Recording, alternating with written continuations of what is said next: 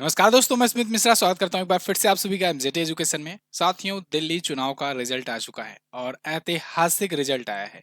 27 साल बाद बीजेपी की वापसी हुई है यहां पर और आम आदमी पार्टी 10 सालों की सत्ता के बाद बाहर हो गई है। तो आज की वीडियो में हम लोग ये चर्चा करने वाले हैं कि दिल्ली का अगला सीएम कौन होगा, क्योंकि बीजेपी पार्टी जीती तो है लेकिन ये सीएम का चेहरा रिवील करके नहीं लड़ी थी चुनाव, तो सीएम का चेहरा कंफर्म नहीं था। तो अब ऐसे में कौन सीएम बन सकता है, क्योंकि पिछले जो कई विधानसभाओं के चुनाव हुए हैं उसमें बीजेपी ने अपने सीएम के कैंडिडेट को चुन करके लोगों को चौंकाया है। बिल्कुल ऐसे लोगों को सामने ला दिया जिनका मतलब कोई नाम भी नहीं सोचा था, प्रेडिक्ट किया था कि कौन बन सकता है। तो ऐसे में कौन हो सकता है सीएम, आज की वीडियो में हम लोग डिस्कस करने वाले हैं। क्या कुछ मुद्दे हैं, किसकी क्या खूबियां हैं, किसकी क्या नुकसान है। और यहाँ पर तो ये भी दिक्कत है, जो ज्यादा लाइमलाइट में आ जाता है वो भी घबराता है कि भाई हमारे लिए कोई ना कहने लगो, है ना। ये ठीक वैसे ही है जैसे कि जब नोटबंदी हुई थी तो किसी को फोन करके कहो कि भाई पैसा डाल दें आपके में, तो फिर डरता था कोई कि हमारे में पैसा ना आ जाए। ऐसे ही यहाँ पर कुछ होता है बीजेपी पार्टी में।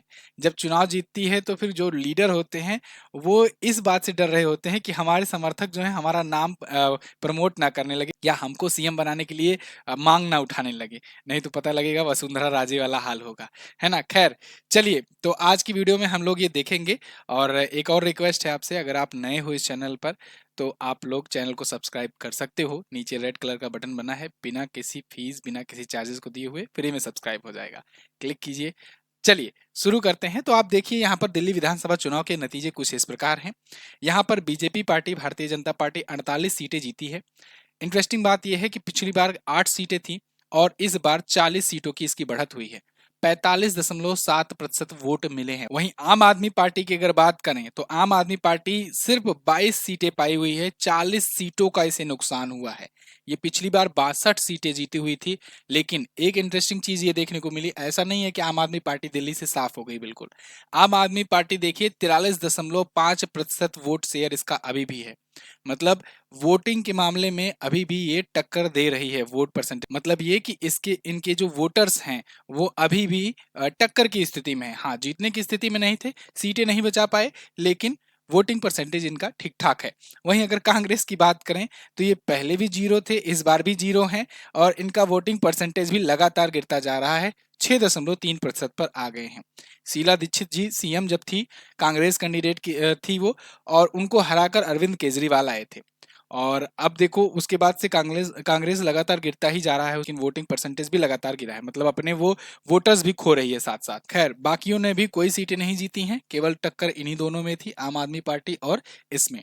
टोटल देखिए 70 सीटों का चुनाव था और 70 फिक्स है। ये ठीक वैसे ही हुआ अमेरिका की तरह कि दो ही पार्टी लड़ रही हैं। लेकिन इंटरेस्टिंग चीज जो नजर आई सबके सामने कि वो ये कि बीजेपी ने तो कम हराया आम आदमी पार्टी को, आम आदमी पार्टी को कांग्रेस ने ज्यादा हराया। मतलब जिसके साथ इंडिया गठबंधन में वो थी, आम आदमी पार्टी, उन दोनों के बीच में फूट हुई। यहाँ पर कांग्रेस और आम आदमी पार्टी अलग लड़ने का फैसला लिया। इसकी हालांकि हरियाणा से शुरुआत हो चुकी थी। हरियाणा विधानसभा चुनाव जब दोनों लोग लड़े तो दोनों पार्टियों ने कहा कि विधानसभा चुनाव हम लोग अलग लड़ेंगे, मतलब वहां पर गठबंधन नहीं करेंगे। यही स्थिति यहाँ पर भी रही। और आलम ये हो गया था कि राहुल गांधी और आम आदमी पार्टी के केजरीवाल ये दोनों एक दूसरे पर खूब आरोप प्रत्यारोप कर रहे थे। वहीं 6 महीने पहले जो एक साथ खड़े होकर के एक दूसरे को खूब प्रमोट कर रहे थे, वही केजरीवाल जो जब जेल जा रहे थे तो कांग्रेस ने ये मुद्दा उठाया था, निर्दोष लोगों को जेल में डाल रही है बीजेपी, और 6 महीने बाद ही ये कह रहे हैं कि नहीं आप भ्रष्टाचारी हो, ये सबसे बड़े झूठे सबसे बड़े भ्रष्टाचारी हैं, शराब घोटाला किए हुए हैं। मतलब 6 महीने पहले कह रहे थे कि इनको निर्दोष है, ये सबसे बड़े ईमानदार हैं, और 6 महीने बाद कह रहे हो कि नहीं यही भ्रष्टाचारी हैं। खैर, यहाँ पर 14 सीटें ऐसी थी जहां पर कांग्रेस की वजह से आम आदमी पार्टी हार गई। अगर कांग्रेस और आम आदमी पार्टी का गठबंधन हुआ होता तो ये 14 सीटें आम आदमी पार्टी की तरफ होती। आप देखोगे यहाँ पर देखिए, जैसे संगम बिहार सीट हुई तो यहाँ पर 54,000 वोट तो मिले बीजेपी को, 53,000 वोट मिले ये आम आदमी पार्टी को, मात्र 344 वोट का अंतर रहा। लेकिन कांग्रेस प्रत्याशी को 15,000 वोट मिले। अगर ये 15,000 वोट ना मिला होता, इसको आम आदमी पार्टी को मिला होता, दोनों अगर गठबंधन में होते, इंडिया अलायंस में होते, तो आम आदमी पार्टी यहाँ जीती होगी। खैर, इस पर विश्लेषण वो लोग खूब अच्छे से बैठकर करेंगे। हो सकता है इंडिया अलायंस फिर से सामने हो जाए, साथ में हो जाए, या हो सकता है अब कभी हो ना साथ में। खैर, दिल्ली का अब मुख्यमंत्री कौन बनेगा इस पर हम लोग आते हैं और चर्चा आज की इसी पर रहने वाली है। तो शुरू करते हैं एक एक चेहरा। हम लोग डिसेंडिंग ऑर्डर में शुरू करेंगे, जो सबसे ज्यादा चर्चित नाम है उसको पहले, फिर घटते क्रम में देखेंगे। लेकिन एक बात जरूर ध्यान रखना कि कोई भी बन सकता है, ठीक है। लास्ट तक पूरी वीडियो देखना, उसमें ऐसे ऐसे नाम आएंगे जो आपने मतलब प्रिडिक्ट भी नहीं किया होगा, कभी सोचा भी नहीं होगा, वो भी बन सकता है, उनके भी चांसेस हैं। हो सकता है इसमें कुछ ऐसे भी हैं जो चुनाव लड़े भी नहीं इस बार विधानसभा का, उनके भी नाम आ सकते हैं। चलिए देखते हैं। सबसे पहला और सबसे बड़ा नाम है प्रवेश वर्मा। प्रवेश वर्मा, इनके पास पॉलिटिकल एक्सपीरियंस भी है। ये 2 बार लोकसभा के सांसद भी रहे हैं। इस बार इनको लोकसभा के सांसद का टिकट नहीं मिला था दिल्ली से। देखो 7 सीटें हैं दिल्ली में लोकसभा में, 7 में से 6 सीटों का चेंज कर दिया गया था, मतलब कि कैंडिडेट, और केवल एक रिपीट हुआ था, वो थे मनोज तिवारी। 6 सीटें चेंज हुई थी तो इनको भी नहीं मिला था टिकट। तो उस टाइम इन्होंने कहा था कि भाई देखो, हमको नहीं मिला है तो कोई दिक्कत नहीं है, ये बीजेपी पार्टी है, यहाँ पर कोई भी सीएम बन सकता है, कोई भी प्रधानमंत्री बन सकता है। तो उसी टाइम पर लोग ये सोचने लगे थे कि हाँ भाई, ये हिंट दे रहे हैं कि इनको ये कह करके रोका गया होगा कि तुमको सीएम बनाएंगे, तुम टेंशन मत लो, क्योंकि बहुत बड़े लीडर हैं ये। इतने बड़े लीडर हैं, आप खुद देख लो कि ये अरविंद केजरीवाल को हराए हैं। नई दिल्ली सीट से अरविंद केजरीवाल को इस बार इन्होंने हरा दिया है। अरविंद केजरीवाल शीला दीक्षित को हरा करके आए थे और वो सीएम बने थे, इसलिए सबसे ज्यादा जो लोग कयास लगा रहे हैं वो इन्हीं को लेकर के लगा रहे हैं। अब देखिए प्रवेश वर्मा जो हैं, ये अपना ताकत दिखा ही दिए हैं। ये इसके अलावा पूर्व सीएम साहिब सिंह वर्मा के बेटे हैं। बीजेपी पार्टी 27 साल पहले 5 सालों के लिए सत्ता में आई थी। 5 सालों में लेकिन बीजेपी पार्टी ने 3 बार सीएम बदले थे, और उन 3 सीएम में एक सीएम जो थे वो इनके पिताजी थे, साहिब सिंह वर्मा। सुषमा स्वराज भी उसी टाइम पर आई हुई थी। लेकिन इनका नाम ज्यादा क्यों उछाला जा रहा है, इसके पीछे और भी रीजन है। ये तो 2-3 रीजन मैंने आपको बताया। एक और रीजन ये है कि ये है जाट कैंडिडेट। तो अब देखो, जाट सीएम बनने से ना ग्रामीण दिल्ली, पश्चिमी यूपी, हरियाणा, राजस्थान, इनके जाट वोटरों को टारगेट किया जा सकता है, मतलब इनको अट्रैक्ट किया जा सकता है। तो इसलिए इनका नाम आ रहा है। अब आते हैं दूसरे कैंडिडेट पे, लेकिन दिक्कत ये भी है, फिर से मैं रिमाइंड करा दूं आपको, जिसका नाम ज्यादा उछाला जाता है फिर वो साइड लाइन कर दिया जाता है ना। तो अब देखना होगा इनके लिए क्या होता है। यहाँ पर वही पुरानी नीति दोहराती है बीजेपी या फिर चेंज करती है। अगला नाम है इनका विजेंद्र गुप्ता। विजेंद्र गुप्ता ये वैश्य कम्युनिटी से हैं। दिल्ली बीजेपी के अध्यक्ष भी रह चुके हैं। इनकी खूबी क्या है? खूबी ये है कि साथियों, ये उस टाइम पर बीजेपी की सीट इन्होंने बचाई थी जिस टाइम पर आम आदमी पार्टी की लहर चल रही थी। 2015 में बीजेपी ने केवल 3 सीटें जीती थी। 67 सीटें जीती थी आम आदमी पार्टी ने 70 में से। 3 सीटें जो जीती थी बीजेपी ने, उनमें से एक विधायक ये थे।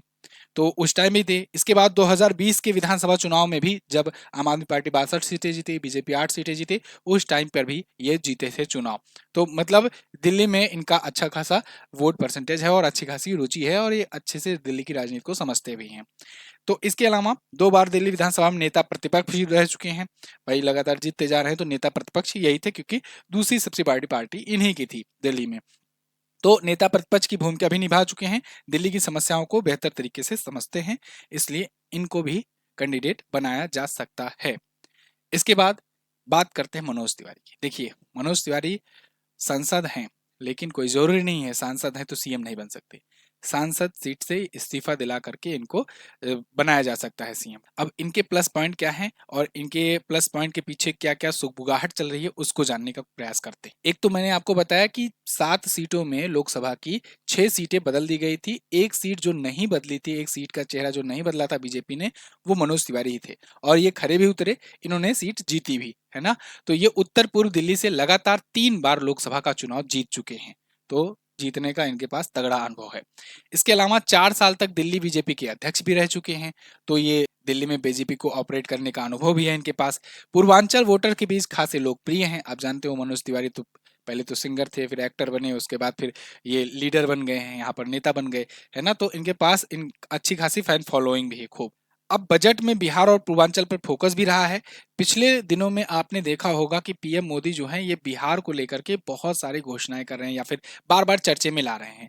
पूर्वांचल पूर्वांचल हर एक रैली में वो कर रहे हैं। यहाँ तक कि अभी आज के भी भाषण में इन्होंने पूर्वांचल का कई बार जिक्र किया पीएम मोदी ने। पूर्वांचल के ये सबसे बड़े चेहरे हैं। और दिल्ली में पूर्वांचल का मुद्दा भी उठा था, आपको याद होगा, जब आप केजरीवाल ने ये कह दिया था कि भाई यूपी बिहार से लोग जो है यहाँ पर आ जाते हैं और ये यहाँ पर वोट करते हैं इलीगल तरीके से। तो इसका मुद्दा भी उठाया था मनोज तिवारी ने। अब पूर्वांचल का दिल्ली से क्या मतलब है? एक्चुअली में दोस्तों, पूर्वांचल और बिहार का अगर हम लोग देखें, खासकर बिहार की बात करें, तो 8 महीने बाद ही वहां पर चुनाव है। और 8 महीने बाद चुनाव है, बजट में भी उसका आपने रुझान देखा, पूरा पूरा बजट बिहार को डेडिकेट किया गया था इस बार का। और बिहार का चुनाव है तो मनोज तिवारी अगर यहाँ पर सीएम बन जाएंगे तो एक प्रकार का मतलब खुशी भी आ जाएगी पूर्वांचल क्षेत्र में जो इनके फॉलोअर हैं, तो इसलिए ये भी कैंडिडेट हैं। अगली जो प्रोबेबिलिटी बन रही है वो है मनजिंदर सिंह सिरसा की। मनजिंदर सिंह सिरसा ये सिख नेता हैं और पॉपुलर हैं काफी। हालांकि ये पहले शिरोमणि अकाली दल से थे, 2013 से 2017 के बीच में ये वहां से विधानसभा चुनाव जीते शिरोमणि अकाली दल से, लेकिन फिर 2021 में ये आ गए बीजेपी में और राजौरी गार्डन से ये विधायक चुने गए थे तीसरी बार। अगस्त 2023 में भाजपा के राष्ट्रीय मंत्री बनाए गए, सिख समुदाय में बड़े नेता हैं और अब दिल्ली में तोड़ने के बाद आम आदमी पार्टी को पंजाब में तोड़ना चाहेगी बीजेपी। तो इनको अगर सीएम बनाती है तो पंजाब को टारगेट किया जा सकता है। मतलब अगर पंजाब को ध्यान में रखा जाए कि पंजाब से भी अगर आम आदमी पार्टी को खत्म करना है तो किसी ऐसे पंजाबी नेता को यहाँ पर रखेंगे अगर, तो प्रमोशन में काफी ज्यादा मदद मिलेगी। तो पंजाब में पकड़ मजबूत करने के लिए इनको सीएम बनाया जा सकता है। इसके बाद मोहन सिंह बिष्ट। मोहन सिंह बिष्ट छठी बार विधायक बनकर के आए हुए हैं। ये 4 बार तो लगातार विधानसभा चुनाव जीते थे 1998 से 2015 तक सुषमा स्वराज के टाइम से। इसके बाद 2015 में हारे थे कपिल मिश्रा से, लेकिन अब कपिल मिश्रा भी आ गए हैं बीजेपी में, इस बार वो भी जीत गए हैं। 2025 में बीजेपी से इनकी सीट बदल करके मुस्लिम बाहुल मुस्तफाबाद में लड़ाया गया था और इसके बाद ये मुस्लिम बाहुल सीट से लड़ने के बावजूद ये 17,000 से ज्यादा वोटों से जीते थे। तो ये अच्छी खासी अपनी मतलब इन्होंने भी फॉलोइंग बनाई हुई है।